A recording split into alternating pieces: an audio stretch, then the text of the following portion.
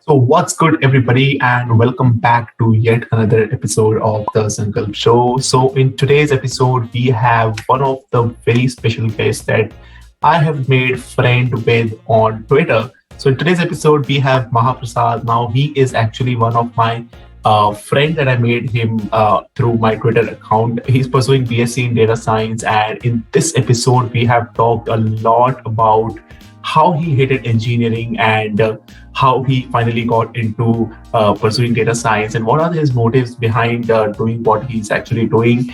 And along with that, we also have discussed about building communities and Web 3.0 and different fields of technology in which we are moving right now. And apart from that, one most important thing that we have discussed in this particular episode is that he recently crossed his 1,000 followers on Twitter, and hence we have discussed about all of his strategies that has helped him to get more towards his goal. So this is Mahaprasad on the Sankalp Show. Tune in right now. You haven't done anything like this before, right? If I'm not wrong. No. Yeah, I totally agree. I still remember you reached out when I had like 200 followers. तब क्या सोच के reach out किया था? अरे, you had different you were already an active member in Blue Learn, I guess, right? And then I saw your similar profile picture, and then before that, like before reaching out to you, I was having a conversation with other people in the Blue Learn server, and then I thought that okay, your name actually it was very unique, and it was right there, strike in my mind ki okay, this is the same guy that we have, and it's Mahaprasad, so we are quite related. I'm also living in Odisha right now, like you know it, right? So it's very related to each other. So I thought let's reach out to him, and then I saw you on Twitter, and then I thought ki okay, this is the same guy, and then I saw that okay, you are into UI UX design and things like that, right? So वो तब था, हाँ. Back then I was basically exploring stuff. Yeah. So that's why I reached out to you, and at that time you thought that you're not enough, but now let's. तब also it was like कि college ढूंढना चल रहा था and stuff. तो घर पे बैठ के पॉडकास्ट रिकॉर्ड चल रही है, इधर का कॉलेज का कुछ नहीं हुआ, तो इसीलिए 12 तो साइंस से ही होगा तुम्हारा, है ना? साइंस से तो यहाँ पे क्या बीटेक है तुम्हारा? इधर सीसी में तो बीटेक नहीं होता, it's BSc data science. BTech है बट आई एम बीएससी. अच्छा BSc in data science, right? Great. So like why data science? Like why didn't you go for BTech? Like you have to go ahead with the JEE and things like that happening already. So because of that, or you had made your mind ki okay, now I have to go with data science. That's why you chose BSc in data science. My 11th and 12th was messed up. ठीक है. Okay. And I was not really preparing for JEE because basically I didn't want to do engineering. It was like I want to be the rebel. I don't want to do it because everyone is saying me to do it. I'll not do it. Okay. All right. So, and on top of that, another reason is I did not prepare enough for JEE to get into the good colleges. And then even in my college right now, there is a BTech and there is BSc. But I took BSc because, so I sat one day and I took the list of BSc courses and BTech courses, right? तो उसमें and then एक करके देख रहा था what is relevant to me, what will be useful in the next 5 years. It turned out most of the stuff that was in BTech, I didn't think personally that I would be using it after 5 years. Right? Even I showed it to some of the teachers, your friends, who were into the industry, and they said, I mean, the BSc course looks much more useful in comparison to the BTech course. So that's all. I took it off. Yeah. So like, why were your 11 and 12 messed up? Like, was it because of some personal reasons, or you were distracted? I totally didn't like it. What, 11, 12? Science? I didn't like sciences. No. Oh my God. I was more into finance, economics. Okay. Like right from the beginning, like from 9th or 10th standard. Then you should have gone for commerce, I would say. Like, or maybe it's because of people pressure, like maybe your parents pressure or something like that. All right. It was partly that, and there was this opportunity cost involved that if I take commerce now in 11th and 12th, I might miss out on the science part, and then I'll have Yeah. that regret in my mind ki kya hota if I had taken it. Yeah, I got your So, point. You know, I was like, like, let's just take this yeah. and we'll see what happens. Like, Exactly. And you know what happens, like, especially like we always need finance people, and I mean, I am learning about more about finance in I mean, in every aspect of life, you know, like finance is definitely important, and it is one of the most, just the way you see engineering being very important, it's in similar way finance is also important. But when you try to take commerce in 11 and 12, then even if you would have taken, I'm sure that your people around you or people might be saying that up CA kar lo, you know, like start preparing for CA and things like that, right? yes, So yes, kahin yes. bhi jao, there is a rat race, you know, involved, and there are a lot of expectations of people and things like that. So you're doing great. And how about your college? Like, I mean, it's not a very good thing. Like you are introduced to college in this all lockdown and COVID times, and I personally think that no one should be introduced to the first year of their college in COVID times, sitting at home doing these Zoom meetings, right? So, how was your experience? Like, did you find it comfortable, or are you still trying to settle in? I am still trying to settle in. I mean, we had first 2 months offline classes, and now Oh, again we great. are back to online classes. Mm-hmm. But I mean, obviously, for me, someone who has spent probably the last 1 year completely inside my house, I Mm-hmm. prefer online because I don't like socializing with people as much. I mean, for example, right now I can, if I want to talk to someone, let's say I want to talk to anyone, I can just DM them on Twitter and bring them in, because I know we'll have something to talk about. Or I can, research about the person and find out ki what does he like, what does he don't like, doesn't like, what topics is he into, what questions can I ask. Whereas in offline it becomes, I mean, you don't find so many people who are Similar to you, willing to right? talk about similar to you. Exactly. You Yeah. don't have similar topics that match. Mm-hmm. So in Yeah. that way, I struggle to make friends, Mm-hmm. because you need to, the vibe wali feeling. You should be able to vibe with people. So that doesn't happen with me so fast. Exactly. You know, like it happens with me as well, right? Like back in the day when everything was offline, you know, I used to just hang out with people. Like, you know, as you told that the vibe was missing. The vibe was missing with me as well. But still, I would go out with people, you know, like have a normal random conversation, you know. And whereas on Twitter or on Instagram or on these social media platforms where you would find like-minded people, you know, I just love to have a conversation with them, and that's the reason I started out with podcasts. And you know, with each and every episode of my podcast releasing, you know, I am learning something new, and along with that, the people who are listening to this, they are also learning something new. And things are happening more in an online way. The learning is actually happening for me as well in an online mode, and I'm just chilling out in the offline world, I would say, right? So I think that's a pretty much the same story with as well, you as well, right? And as you I told mean, that, that's probably the ideal scenario where you're learning things sitting in your home, and for chilling, exactly. you're going like, "Chalo, let's meet and hang out." And Exactly. And sometimes you don't even want to do that as well, right? Like, I mean, since last 1 year, I've hardly gone out to meet somebody like just for once or twice, and that's happening, right? totally, totally. I mean, so since now that I spent 2 months offline, now Uh, we are back online. So I spent a lot of time with the crowd. Okay, so mhm. uh, let's go and sit near the chai ka stall, because it's cool. And let's Exactly. not attend the classes which are actually useful. Okay, there are a couple of Mhm. classes which are definitely useful. For example, we have C++ going on in our college. Okay, Yeah. and that's Okay. obviously useful. But if Exactly. you miss the same class, if you miss the same class and sit in the tapri wala shop, I mean, the misses the whole point of going to a college, na?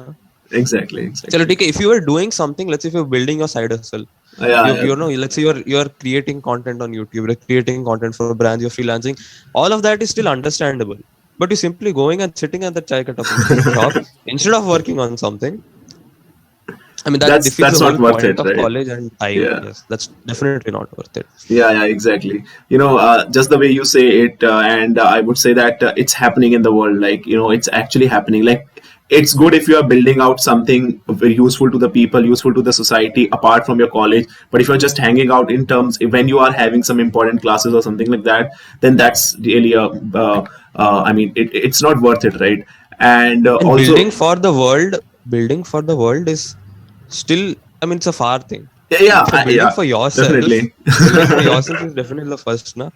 Yeah, absolutely. Before building for the world, you first need to build for yourself. Exactly, So, and exactly. if you, same time, if you go and hang out, I mean, it just defeats the whole purpose of Yeah, yeah. education and college as Yeah, well. yeah, absolutely. And I remember, one day you tweeted that you met some of the final year guy, and they even didn't know about what GitHub is and things like that. And I think this is a scenario. Like, these are the people who go out and hang out with me. Yeah, no, they miss the classes, they don't focus on themselves, and this is actually happening, right? And a similar thing happened with me as well. I try to meet with my own, like, not exact same thing like when you meet with the senior or things, but people in my batchmates, like my people, my batchmates, they are also not aware of what basic programming fundamentals and basic things related to here and there, right?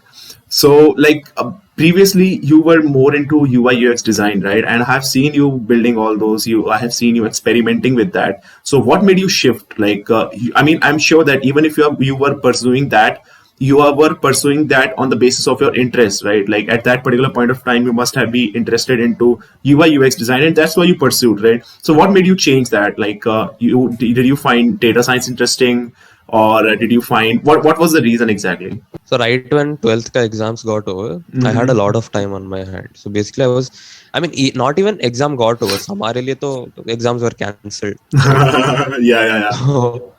So I think around March mid se I had a lot of time in my hands, because somewhere deep down even I knew कि exams cancel हो जाएंगे.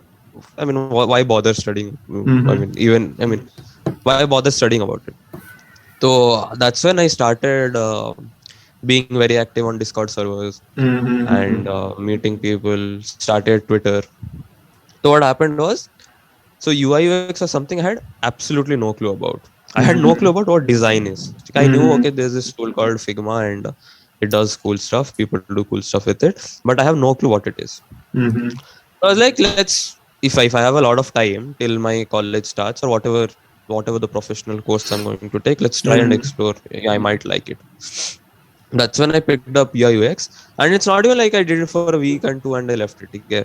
So whenever I pick up something, I have this rule of, let's say, give it at least 3 months. अगर 3 months के बाद भी कुछ नहीं होता, that means it's not working out for you. Yeah. It's not working out for me. So that's what happened with UI UX. March mid से almost May, June, July तक I tried.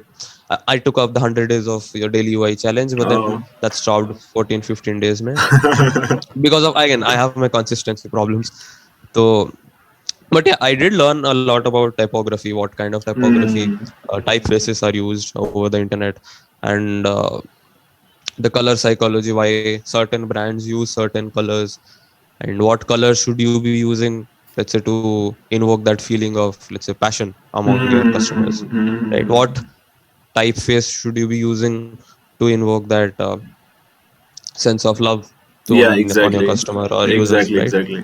Yeah, so I mean, that stint with UI UX, I probably didn't learn a lot about making screens, but I learned a lot about cognitive biases, typographical psychology. So that complete stint was not limited to just UI UX. You learned a lot of user experience kaise hota hai, what the workflow looks like, how do people, about looking at products through a product perspective, not a consumer perspective. Oh, absolutely. Yeah. So that's what, and then I felt after 3 to 4 months, I felt, no, this is not working out. Let's shift to something else. Yeah, absolutely. Like, even when I started out with my YouTube, right, and I remember one thing that, in order to grow on YouTube or in order to bring people's attention, you need to have, not only just the quality of the content, but apart from that, there are a lot of peripherals involved, right? And one of the things that is actually very important is designing a thumbnail, right? And when I started out, I didn't have, of course, I didn't have a lot of funds or anything in order to hire somebody. So I started learning on my own. Just the way you're saying that you learned a lot about basically the psychology of people. Similar thing is happening with me as well. Like on a regular basis, right? Like what kind of colors do people like, or what kind of colors do that brings into action and people's attention, that the things that are happening, especially on YouTube, the trends keep on changing, right? And I would say it's not just the case with the YouTube, but specifically talking about YouTube, the trends keep on changing. There are different creators trying out with different kind of thumbnails every now and then you also have to change out with them, and you have to keep up with the pace, right? So that's how I started to learn more of Photoshop, basically, right? And it was so interesting to learn about new software, especially Photoshop. Now I am pretty confident that, okay, if I'm pretty sure that I'm not of that graphic designer level कि जहाँ पे I would like कि सबका एकदम वो हो जाए, right? So ऐसा तो नहीं है अभी, लेकिन हाँ इतना average है कि I can create some good thumbnails so as to bring out people attention. So that's how you learn, I would say, right? And I'm pretty sure that you, even today, like even though you have shifted your focus from one thing to another, and you are in another thing also, you're learning something or the other each and every single day, right? Yep, totally. I mean, that's what happens, right? When you pick up anything that is other than college, you pick up a lot of skills that are probably will not be taught anywhere else. For example, when you take up YouTube, you think about how do you write titles, right? Exactly. They say, so where does that come in handy? It comes in handy when you're writing actually experimented out. Yeah. When, for example, subject lines, when you're writing it out, you would think about YouTube titles में कैसे आता था. That's why people click on it. The same exactly. way cold emails में कैसे click करते हैं, right? I mean, so as Steve Jobs says, no, you can only connect the dots looking backwards. The same way, you'll never know what you have learned in the past will come in handy in the future. Exactly. Right? That's what. So it helps a lot. I mean, when you randomly start exploring different things, you'd never know when it might be useful. Exactly. So we shouldn't be keeping, let's say, a particular goal in mind ki let's just pick up this skill and इसको उड़ा के top class designer बन जाऊंगा. Let's just learn it, because who knows, this skill might come in handy sometime in the future. Exactly. That's and that's what you call it as a generalist, I would say, mindset, right? Like not nothing like a master of particular one thing, but having a touch of all the things that are happening. But I would say that we, like people like you and me, we are still in college. We do need to get deeper into one thing or the other. Like your mainstream is data science, and maybe in the future you might change it. My stream is computer science, so maybe like it's more important for both of us to get better at what we are learning right now, like professionally what we are learning. So get more and more deeper into that. But apart from that, in order to, let's just, like, the world is changing, everything is changing day by day, you need to keep a very general idea of each and everything that is required in the world that might help you one day or the other, right? And you won't believe that by just by just making my own thumbnails and learning all of these things, I have got so many opportunities to work with brands and work with clients, so in order to design their thumbnails. And I also make reels on Instagram, like not that dancing wala reels, but that all these podcast wala reels and informative reels, basically. And based on that, I got a lot of opportunities. If you can like create 30-second video for our brand or create things like that. And one most recent thing that happened was that I recorded a podcast with Praveen. He is the Neo grad, the guy with the Neo G. Like, he passed out from Neo G, and that video was so that podcast was so informative to all the people that Tanay sir finally, like, he reached out to me that whether or not you'd like to work with us or not. Then I accepted the offer, and things like that kept on happening, and I'm still conducting all those interviews and things happening with that. So that's how you create opportunities, right? And if I won't be, and I think there is a reason why Tanay sir trusted us, because of the previous work that he has seen, right? And I think that brings up the trust and the responsibility as a creator or as anybody, and as a freelancer if you're working out, right? So that's an important thing, I guess, right? Very, very. I mean, basically people take you up because they think you can do the work, right? Exactly. Since you have had YouTube videos published and you have made thumbnails of different kinds, So obviously when Tanmay Pratap saw that you can do the job, I mean, why not Exactly. pick you up? The thing about opportunities that you mentioned, Mm-hmm. there is this interesting idea by a guy called Sahil Bloom on Twitter. Mm-hmm. So he says this thing called engineered serendipity, right? Okay. So what he means by that is you put yourself in positions that basically make you lucky, right? Mm-hmm. So he says that there's this thing called luck surface area, right? So you basically increase your luck surface area by taking Okay. shots. Taking chance. And when you Okay. take so many, shots, not these wala shots, you take Yeah. shots. Okay? Got it. Got You take shots. And it. when you take so many shots, what happens is your luck ka surface area increased. So the Exactly. chances of you being at the right time at the right place get very high. It's since Very it's all about probability. Since it's exactly. all about probability, so your probability of being lucky, your probability of being, landing a big opportunity or landing Mm-hmm. something cool happens through that way. So it's you're engineering your luck, right? Without consciously thinking about what the end result will be, because the end result will be something that is way more bigger than what would have actually imagined. This is Exactly. what engineered serendipity is. Exactly. Absolutely correct. And you mentioned about luck surface area. That is a new term that I heard actually, and it's really impressive. And one more thing that I heard from Prakhar, and like Prakhar is Prakhar Gupta, Prakhar ke pravachan wale Prakhar, ki become so good at something that you become undeniable, right? And I mean, as I told you, that ultimately you have to choose one skill, or you will be defined by one particular thing, but at an early stage you try out with different things so that you will know in which particular thing you are good at, and once you have figured it out, okay, this is something which I'm good at, and then go deeper into that, simple as that, right? And become so good at something that you become undeniable, right? Like become so good at, suppose we are doing this podcast, right? And maybe you turn out tomorrow, you may turn out to be a good podcaster, and you become so good at that ki you become undeniable to the companies, maybe companies they are hiring, or maybe to the guests that you are approaching, and things like that working out with all together, right? Yep, totally. Yeah. So, previously joining the college, you are studying at Sri Sri University, and before that you were living in Bangalore, right? And as you told that you were quite aware of all the things around happening around at in your early stage as well. So, what difference do you find in the ecosystem, that because I have heard a lot that Bangalore ecosystem is a little different than compared to all the other parts of the country. So what difference do you find, apart from Bangalore versus maybe any other place? Like I'm not talking specifically about Odisha, but you get the idea, right? So I can only speak from what I have seen. Okay. Absolutely. Since I have spent a lot of time in Orissa, I have spent a lot of time there.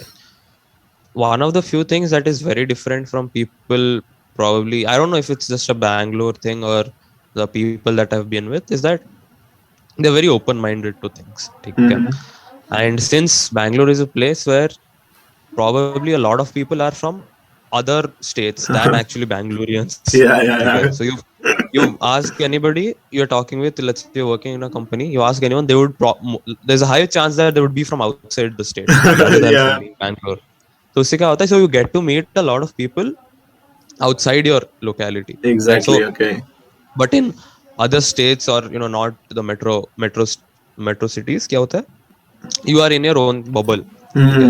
You Mm-hmm. think this is the city, this is the job, this is what I have to do. But in Bangalore, you realize, or in places in metro cities, you realize there's a lot more to talk about. There's a lot more to discuss with people other than what's there in the books. Right? You Exactly. get to meet a lot of people. You have interesting conversations. You meet a lot of Mm-hmm. new people. Right? I think that's what Bangalore is different from other cities. Is that you basically have conversations that you will not have anywhere else. You get to Mm-hmm. meet people that you will not meet anywhere else. Right? And Mm-hmm. also, it's the hype that, I mean, obviously when I was there, I was a student. As a student, I was Yeah, there yeah, in yeah, yeah, Bangalore. yeah. But if you're going out as a work, an employee to a company, you would obviously have a lot more fun than me being a student. So that's Mm-hmm. why startup Twitter is so hyped up about Exactly. Bangalore. Geek, Exactly. Geek Bangalore. Yeah, like what I think, I had never been to Bangalore, but I think that, as you told, that people come from different backgrounds and from different states of the country, they unite together and things happen. And I would say that it's like a little union territory of the people, right? Just like a little small Delhi is based Yes, in yes, yes. Bangalore, right? Where, like, I mean, especially like similar to in Delhi also, like you whenever, like in proper Delhi, if I'm talking about, then also you will find a lot of people. I mean, there's a reason why it is called as union territory, right? Because there are people you will Mhm. find from different states, and you will have, as you told, that you'll have some great conversation with people, and even there also, like maybe the startup culture is not there because there is a lot of population which is, which come in order to search for work. But Bangalore is a place where you can have a, like, people who build things, they are more in number, right? So the talk around that is also similar to that, right? One day I Definitely. was reading this post on LinkedIn by someone, that the post was that how my wife found a job through an auto wala, right? And that, yeah, and the things happened like that lady took the auto, and the auto wala somehow gave her a job offer, that okay, this is the amount that I'll be paying you guys, and I run this and this company, and I'm a particular shareholder of that particular company, and I'll be ready to pay you this much amount. And she was so shocked to see that, okay, in this way also job opportunities could come up, right? So I think the cultural, or the environment plays a very big role in your development as well, right? And I think, what do you think? Like, does the environment really play a role, or you can say that, you are similar to me, like, you sit down at a place and then you create your own things. What kind of person you are? Like, do you like to work with people, or you are more like, you be sitting at a place and then creating an empire through that? I think with me, the question you mentioned about environment playing a role, I think Mm-hmm. environment plays a massive role in development, especially in your early years. Okay. Mm-hmm. Best example is I spent a lot of time in Orissa. Okay. Mm-hmm. Till I think I was till sixth grade, so that's almost like 12, 13 years. Mm-hmm. But when I went to Bangalore, okay, you don't believe that for the first 3 to 4 months I was very, very awkward because everybody spoke English and I couldn't speak fluent English. Yeah, even Mm-hmm. though I was in an English medium school here, Yeah, got your point. but I still couldn't because I never spoke to anyone in English. Okay, Exactly. so I had that mind block in my head that I cannot speak English. So what do I Mm-hmm. do now? So that Mm-hmm. took a lot of time for me to recover, and Mm-hmm. that would have never happened if I would have stayed here. With the fluency Exactly. I speak or the words that I use right now, that Absolutely. would have never happened, Yeah, yeah, yeah, right? yeah. So environment does indeed play a massive role when you're just starting out in your career or whatever it is. Mm-hmm. And about the fact that whether I am a team person or a solo person, I think it's a very context dependent. Right? For example, if I'm writing something, let's say I'm Uh-huh. writing a Twitter thread, yeah, I'm ideating on something that I want to be working at. That I would prefer that to be a solo activity. And Mm-hmm. Absolutely. if I want somebody's, for example, me and a friend, we are building something in a Notion, in a Mm-hmm. Notion complete system that will help people Mm-hmm. achieve their goals and stuff like that. So obviously, Mm-hmm. his expertise comes in handy in the whole thing, right? So Mm-hmm. I wouldn't tell कि ये मैं कर लूंगा, you do this, Mm-hmm. right? That there you need people. For example, Exactly. there's another thing. For example, when I worked at Upskill India, I had a friend called Rishi. Mm-hmm. He was brilliant at ideating and coming up with new ideas, All whereas right. I was good at executing the already present ideas, Okay, right? okay, So okay. he comes up with an idea and I could take it forward, whereas I suck at coming up with new ideas. Okay, okay. Yeah, yeah, That's when yeah. Got it. we are complementing each other and creating new posts and Twitter threads and Yeah, yeah, yeah. Instagram reels. Yeah, So yeah. that's Got where it. it comes in handy. I mean, it's a very context dependent thing, right? Yeah, yeah, You would absolutely. prefer some activities to be where you work with a team. There's some with Mm-hmm. a Absolutely. when You you're know, solo. yeah, like similar incident. I remember that back in my like class 10th, and I mean, I was one of my friend was taking part in this CBSE, science exhibition or something like that happening here in Odisha itself, and he was, really reluctant in explaining the idea. Like the concept was brilliant. It was a biology project, something related to prosthetics, and the idea was really great. It was actually his dad's project. Like his dad really helped him out in order to create all of those things. So he just approached me that, okay, Sankalp, would you like to collaborate with? He was the single person in the team, so he asked me that, okay, Sankalp, you're good at something and this, and he actually saw one or the other, my public speaking events or something like that. And after that, he approached me, Sankalp, would you like to work with, would you just collaborate with me? And at that time, I also got an experience of how CBSE exhibitions are, because I had never taken part before that. And also, I got to meet so many new people, winning a competition is a different thing, and taking a part and taking up to that particular level is a different thing. And I would say that journey is more important as compared to the destiny. Like if you won, it's great, but even if you don't want, even if you don't reach to that level, then also the entire experience is really useful for the people, right? So at that particular event, I figured out that I completely explored a different dimension of my own self, right? Like I was really good at explaining people like what all the things that were happening. There were people who just have had a conversation in the regional language, they couldn't understand English, they couldn't understand Hindi, so Odia mein bolna padta tha काफी times. So all that new experiences added, and I would say that that's how you grow up, right?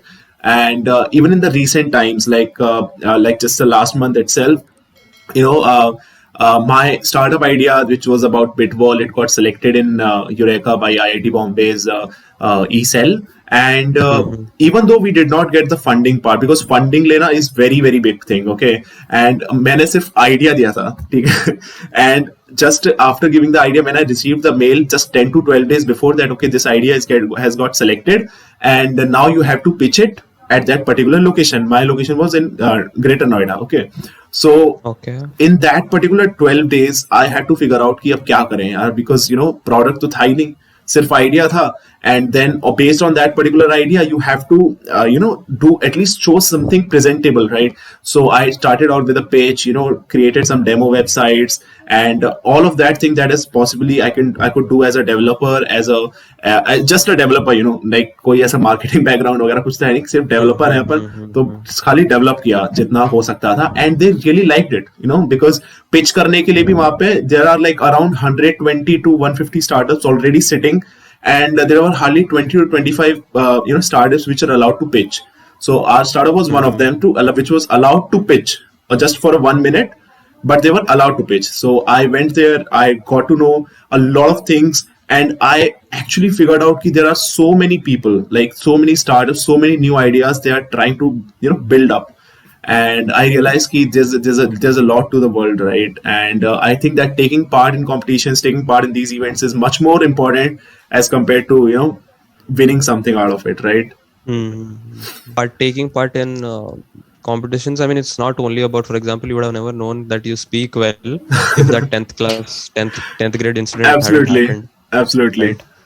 So, right, I mean, if that hadn't happened, you probably wouldn't have the confidence right now to go and speak in front of 120 plus people sitting in a room, right? Exactly. So again, you can only connect the dots.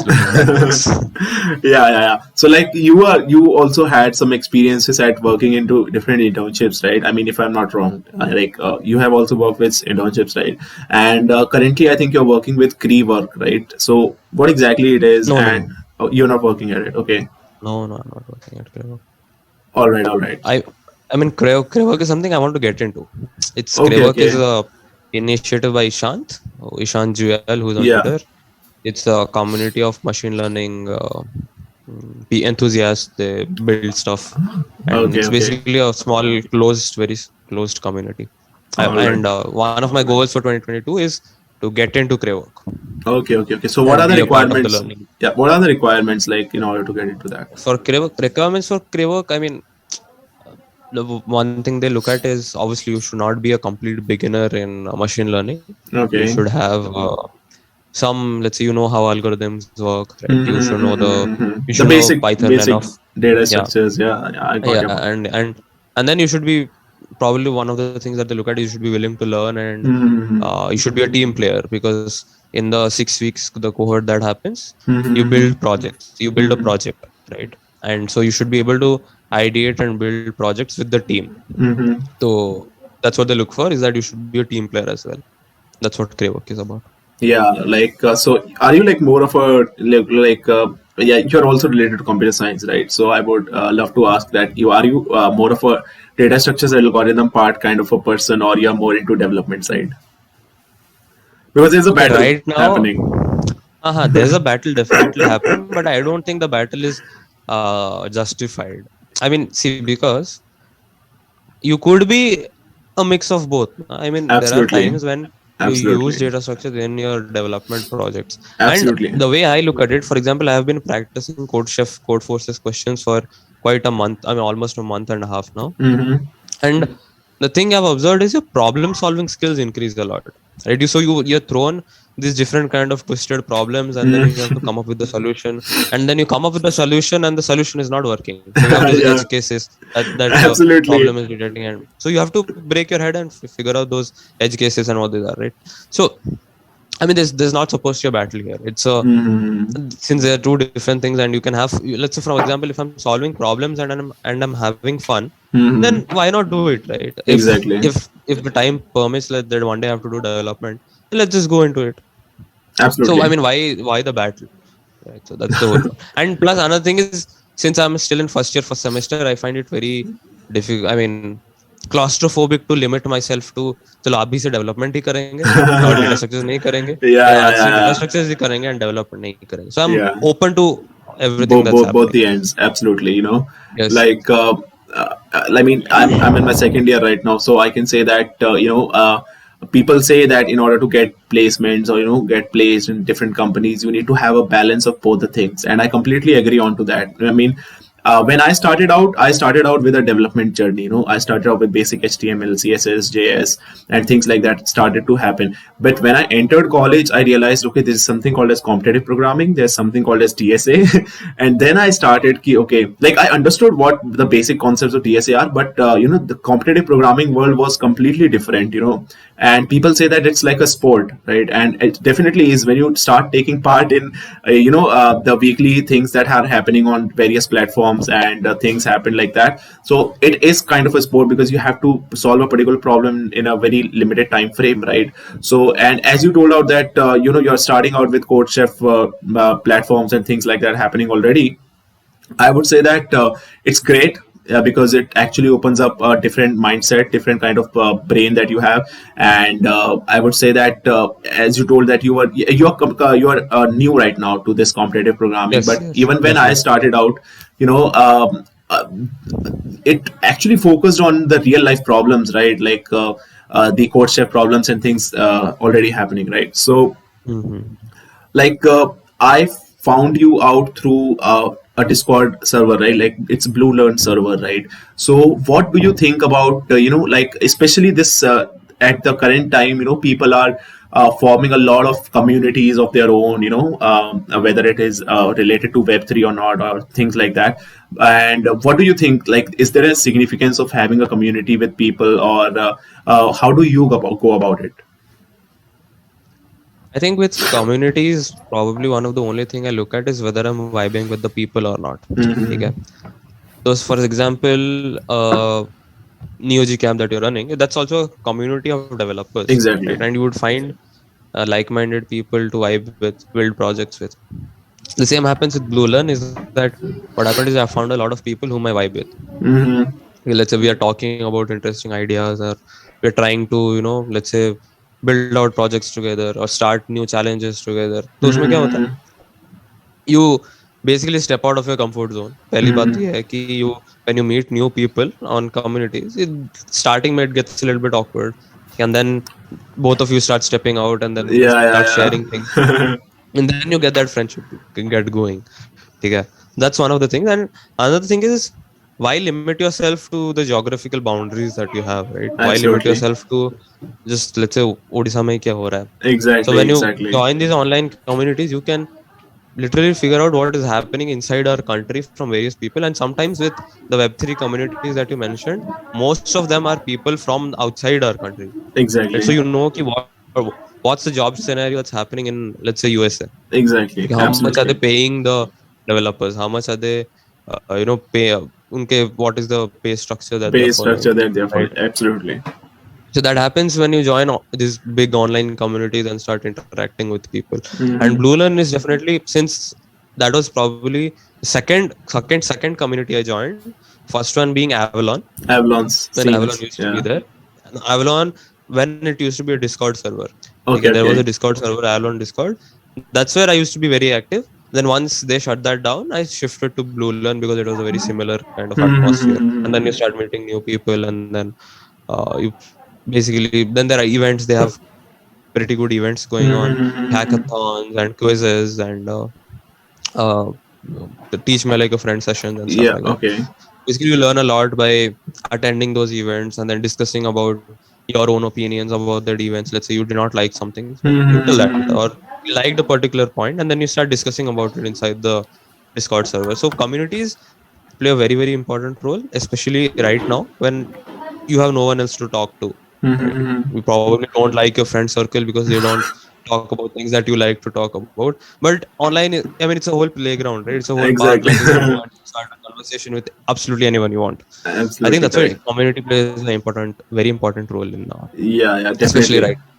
Absolutely. And I see that there's a lot of interaction happening in Twitter spaces that, in order to move more towards Web3, right? And I hope that you know what Web3 is and all of Yes, that yes, stuff, definitely. right? Yes, yes. So, what do you think as you're right now you're pursuing data science and you are also related to similar fields? What do you think about the opportunities that will be created in Web3 and things related to metaverse? There's already a lot of hype, and what I think is that it's just the beginning, and just the way the Web 2.0 or this kind of web in which we are living right now, just the way that it got started. There was a startup bubble, I mean .com bubble, and that bubble burst out like anything. And similar is Mm-hmm. that what I am seeing right from my perspective is that just the way the Web 3.0 bubble is also creating day by day, and people buying paying millions of dollars in order to buy that particular land in their metaverse, and they are just experimenting out with it. They don't know whether the people will be actually be coming or not, right? So what do you think, like what's your approach on this? I think one thing that you mentioned about, and again, I cannot have a very, very strong opinion about all of this since I do not know a lot about it. So I will not be giving out any very strong opinion that yahi honne wala hai, but I'll just give out what I think about what is happening.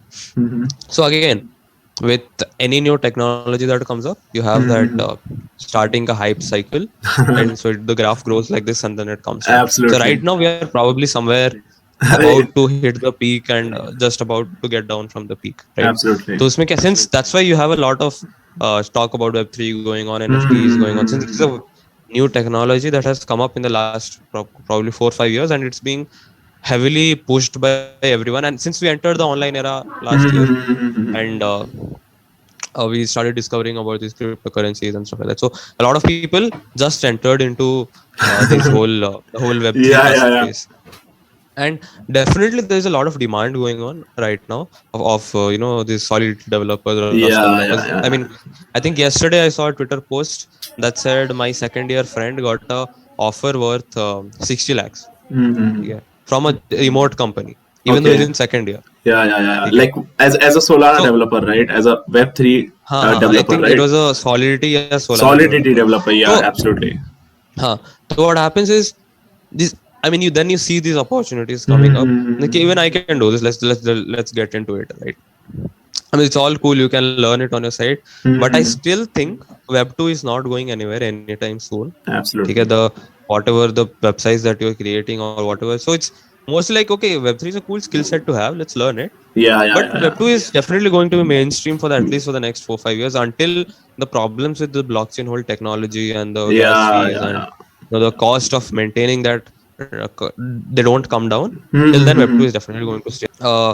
NFTs and stuff, even before they actually became mainstream. And right now, those guys who bought them back in 2017-18, they are millionaires. Since they bought them couple of $1,000, and right now they're those same NFTs are selling for millions. The same way, probably they saw something that we did not, or else even we would have bought something. Absolutely. Same way, I think the people who are buying right now, they are probably betting on their money, probably 100xing or 10xing in the next couple of years. And so, I mean, obviously, you take a lot of bets, increase your luck surface area. And if one of them comes correct, right? If one of them hits, you basically hit the jackpot and you cover all the losses that you took. Absolutely. I think that's the mindset they follow. Yeah. Increasing the luck surface area. That's going to be like our new jargon, like increasing the luck surface area. Yeah. Definitely. So you are you got into like writing more into writing space as compared to like video forming and different kind of other media platforms that we have. So like, why is it so? Like, why are you more towards writing? That's because it's traditional and people still like to read it, or why are you not moving more into different medias like videos or audio? Like, why is this happening? There are two reasons why I moved more into written form of content than video form. Is that starting a YouTube channel from scratch is very, very difficult. It's very, very difficult because I've seen my friends and relatives that are trying to start and then edit videos and shoot, and it's basically a complete different area that I have no clue about. Yeah. And the second thing is, it is easier to transition your audience to another platform once you have them on a single platform. So I chose Twitter. I chose to build something on Twitter because partly it is not as effort intensive as a YouTube channel, because on a YouTube channel you have to record videos, you have to edit them, music, thumbnail, basically the whole, it's a complete whole different scenario. But on Twitter you just have to know how do I get the attention of people and how do I write it well, or probably articulate things that people could have articulated better. Like, for example, you have something in your head but you're not able to tell it, and I tell it. So a lot of people resonate with it and follow me and like my thoughts. Right. So that's one of the reasons why I got into writing, is because writing is probably because I'm lazy. Writing is easier than editing videos and creating video content, and also I'm not a very camera person. I don't like. I have tried shooting. And I saw that tweet as well. And probably shooting is something I mean, obviously I'll take it up, because I mean YouTube is definitely a very big industry right now, but not right now when my priorities are not that. But yeah, and with writing, you learn about how do you get their attention, right? How do you convey a lot but by saying less. Absolutely less, right? So that's what Twitter helps you, right? Those 280 character ka limit helps you in think creatively and put out thoughts that people resonate with and they like it. Absolutely. So, building a personal brand on one platform, and then taking it up to probably, let's say tomorrow I were to start a TikTok, as crazy as it might sound. No, nothing crazy. From a creator point of view, no platform is just crazy. Like people are doing it. Simple. Yeah. So let's say if you were to start on tomorrow, and if I just go tomorrow and put a video on Twitter, let's say saying I'm on TikTok, let's go there. And the people who have been following or who have been adding value since, let's say, a couple of months or couple of years, they would obviously, let's just give TikTok a shot as well. Exactly. So it'll be easier for me to get that initial push that the creators need on any platform. Absolutely. To go into content creation as a whole. Absolutely, and what I think is that, and as you also mentioned that you you in future as well, like when your priorities will be different, you'll definitely be coming up on YouTube or be more camera friendly and things like that. And even my I started out with a website. Okay, I started out with building websites, making websites, purchasing all those domain hosting and things like that.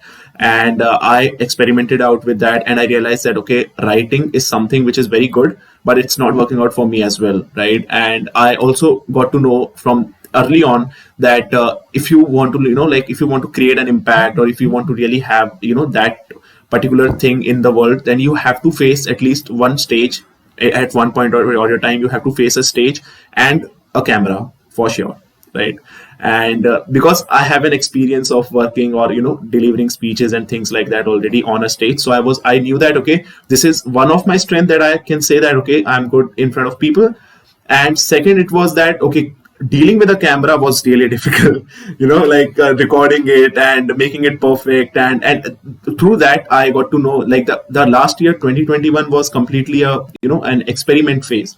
I experimented out with a lot of different kind of videos, and different kind of editing style, different kind of storytelling, and a lot of different kind of things. I started to upload more of vlogs, more of podcast, and I realized that in 2022, like in just a few days only, I was looking at the reports and the data, and I realized that okay, there are two things out of all of them that are working, and in this year only I'm just going to focus more on that and build an audience around it, and then maybe try to shift somewhere else, right? So that's a very good approach. And as you told that okay, in whichever form you're comfortable, I also say this to my friends and to all the people who who resonate with me. I say that in whichever format that you are comfortable at, because most of my friends, they watch reels and they watch YouTube shorts, they think that content तो इसी में बनता है सिर्फ, right? So I think I say them ऐसा नहीं है, ठीक है, तुम जिसमें भी comfortable हो, you go and you start creating that, and you build up people around it, right? And people will eventually, if they like you,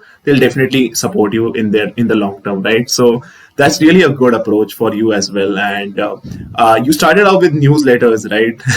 And when there was a boom of newsletters just a few days ago, even I started out with that, and it failed miserably. Okay, so what do you say on? I mean, what do you publish on your newsletters? What's the theme of it? I think that you mentioned about newsletters failing is I mean, that definitely happens, because for me, I have not published. I've been writing about something right now. I've been working on a piece.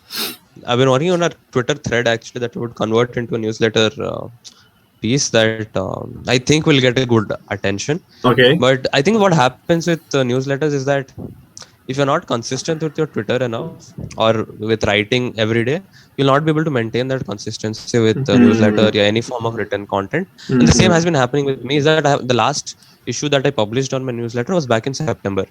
Uske baad I got an internship, and then a lot of my chunk of my time went there. So I couldn't really find out the time to start writing, start consuming content to write it about it. And what my newsletter is about, my newsletter, same way I started out as everyone is starting one, let's just start one. But I saw the point when I think I was watching one of David Perel's videos where he mentioned that the audience that you build on any of these platforms, YouTube, Twitter, TikTok, or any of these platforms, what basically happens, these are all rented audience. So if tomorrow Twitter decides to ban you, what do you do about it? You can't do anything about it. If Twitter decides to wipe me off the platform, I'll probably lose the 1,000 followers, 1,200 followers that I have on my platform, right? But with newsletters, what happens is it's not completely centralized, right? I can download.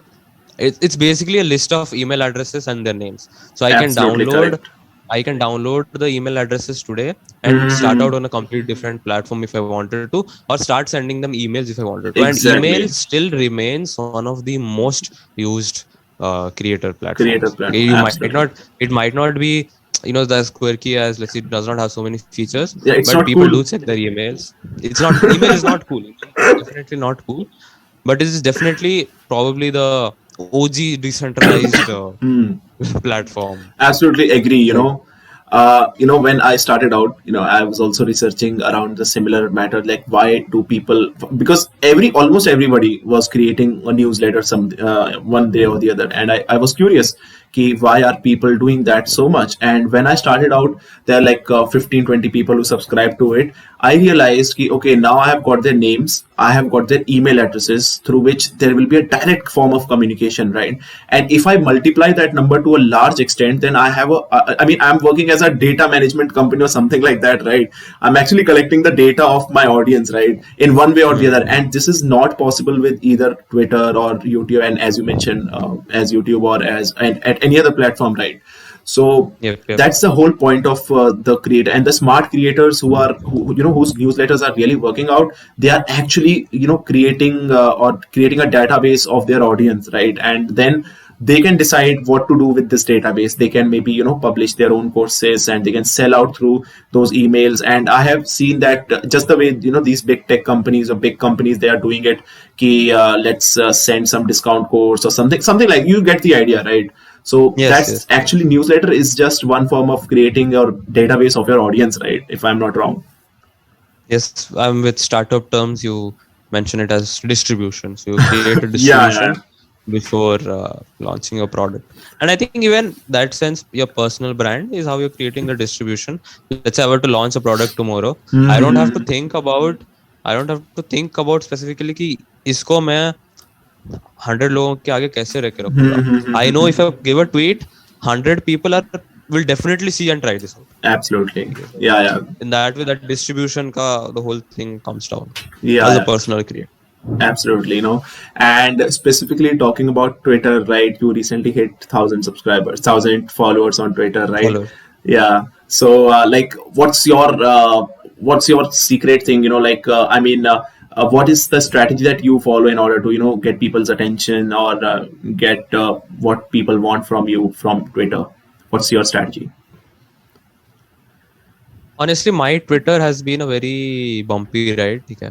I have seen when I went from 200 to 1,000, I have seen accounts grow from 6 to 6,000 as well. Absolutely. So my growth has been a very slow growth, but I am very happy with it. Possibly one of the reasons why I think slow growth is a lot more important than this exponential growth in the initial stages is because with slow growth, I don't have to think about what I'm posting a lot. Absolutely. I don't have to, I can form these connections with the people. Right now I'm talking with you. Okay? And the same way I've been talking to a lot of people, right? And if I grow, let's say in one day, let's say if I grow with 250 people, that's 250 people, I don't have the time or the energy to know what they're expecting from me. Absolutely. Or what is the kind of thing that they like. So in that way, what happens is some of my tweets have better engagement than people who have 4,000, 5,000, 7,000, even 10,000 followers. Yeah.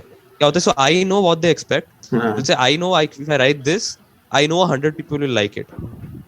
Okay, let's say if I write a thread, well enough, I know 100 people will at least see the tweet, right? So that way, slow growth, I am a very, I support slow growth a lot compared to exponential, especially in the initial stages. And with Twitter, like with anything, I think a lot of people have the problem of where do I start? How do I start?